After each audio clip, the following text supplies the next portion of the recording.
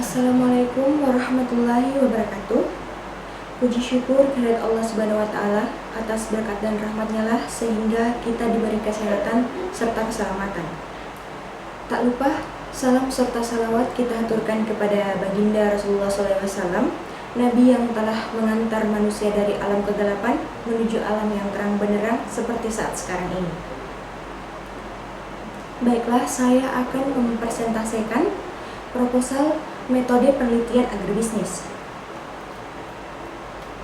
Judul penelitian saya, metode dryer padi untuk meningkatkan hasil produksi beras pada penggilingan padi di Desa Toabo, Kecamatan Papalang, Kabupaten Mamuju. Perkenalkan, nama saya Siti Fatmawati, nomor stambuk 083 2018 0115, kelas C5, Program Studi Agribisnis, Fakultas Pertanian, Universitas Muslim Indonesia.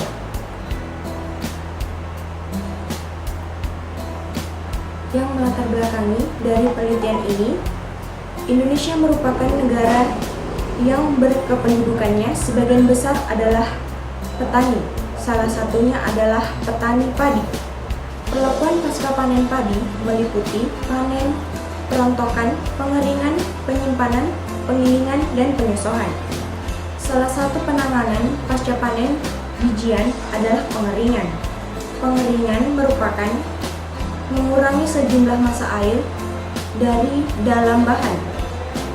Pengeringan menjadi salah satu faktor yang paling penting karena dengan berkurangnya kadar air dalam bahan berisiko mengurangi bahan akibat aktivitas enzimilasi dan biologis dapat dikurangi sehingga bahan pertanian dapat bertahan dan kualitasnya selama proses penyimpanan.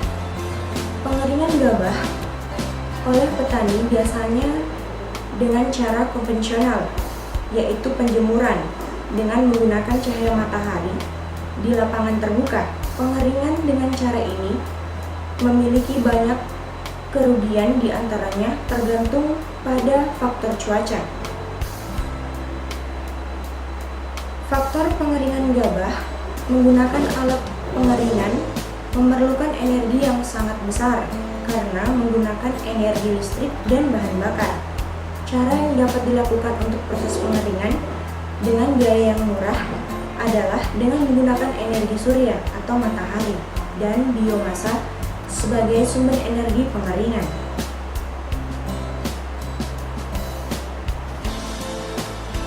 Adapun rumusan masalah pada penelitian ini antara lain, apa pengaruh metode dryer padi pada produksi beras UD Sinar Usaha Desa Toabo, Kecamatan Papalang, Kabupaten Mamuju. Berdasarkan permasalahan yang dirumuskan, penelitian ini bertujuan untuk mengetahui pengaruh metode dryer padi pada produksi beras UD Sinar Usaha Desa Toabo, Kecamatan Papalang, Kabupaten Mamuju. Tinjauan pustaka. Pengertian pengeringan.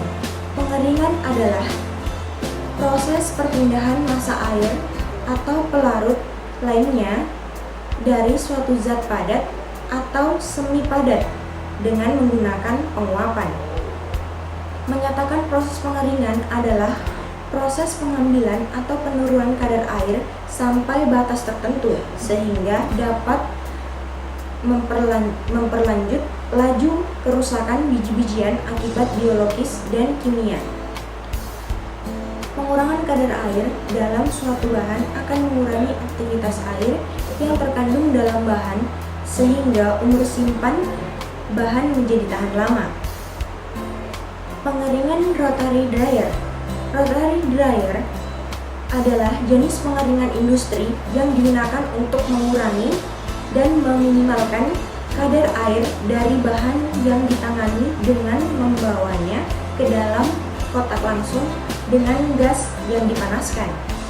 Pengeringan jenis ini sangat umum di industri karena sangat meringankan jangka memudahkan kegagalannya. Namun permasalahan muncul saat terjadinya kelangkaan atau mahalnya bahan bakar atau gas. Tempat dan waktu pelaksanaan penelitian. Lokasi penelitian ini dilaksanakan di perusahaan Ide Sinar Usaha Desa Tuabok, Kecamatan Papalang, Kabupaten Mamuju.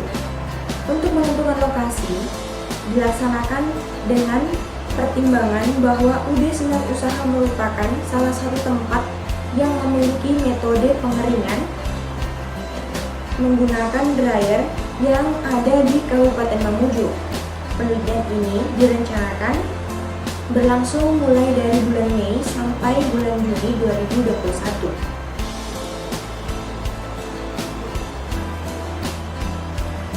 Variabel penelitian. Adapun variabel penelitian dalam penelitian ini adalah 1.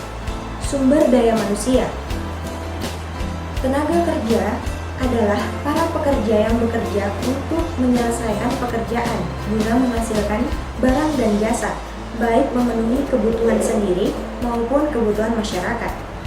Variabel sumber daya manusia dalam penelitian ini dengan indikator sebagai berikut. 1.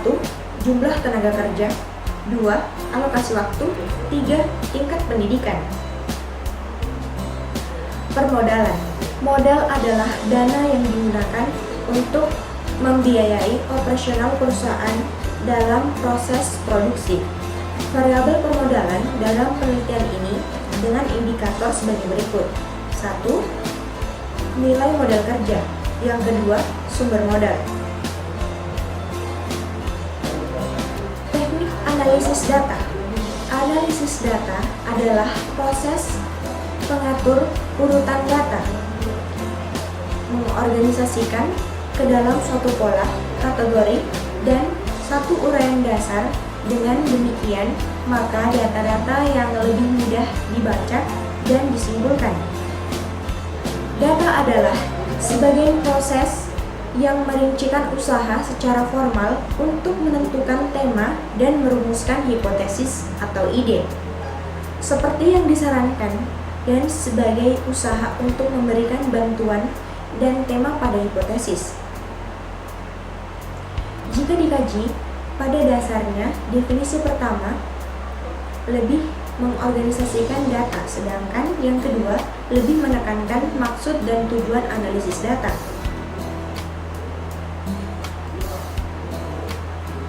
Teknik analisis data yang digunakan adalah teknik analisis data deskriptif, yaitu dengan cara menghimpun data-data faktual dan mendeskripsikan.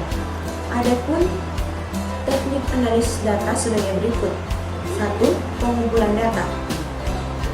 Mengenai informasi dan data dari berbagai sumber atau responden, yaitu dengan cara wawancara, observasi, analisis dokumen, dan foto-foto kegiatan yang ada. Yang kedua, reduksi data. Dalam reduksi data, data yang diperoleh disortir dengan data dari hasil wawancara, merupakan data yang memiliki sifat yang sangat luas, informasinya bahkan masih mentah. 3. Kajian data. Hasil dari perorganisasian data yang disajikan secara sistematis dalam sebuah laporan. Bentuk penyajian laporannya berupa deskriptif, analitik, dan logis untuk mengarah pada kesimpulan. Yang keempat, menarik kesimpulan atau verifikasi. Penarikan kesimpulan menyangkut intervensi penelitian, yaitu pengambilan makna dari data yang diambil. Kesimpulan yang masih kaku senantiasa diverifikasi selama penelitian berlangsung, sehingga diperoleh kesimpulan. Verifikasi bisa berupa pemikiran kembali atau melintaskan dari pemikiran penelitian. Tinjauan utama terhadap catatan-catatan yang ada di lapangan.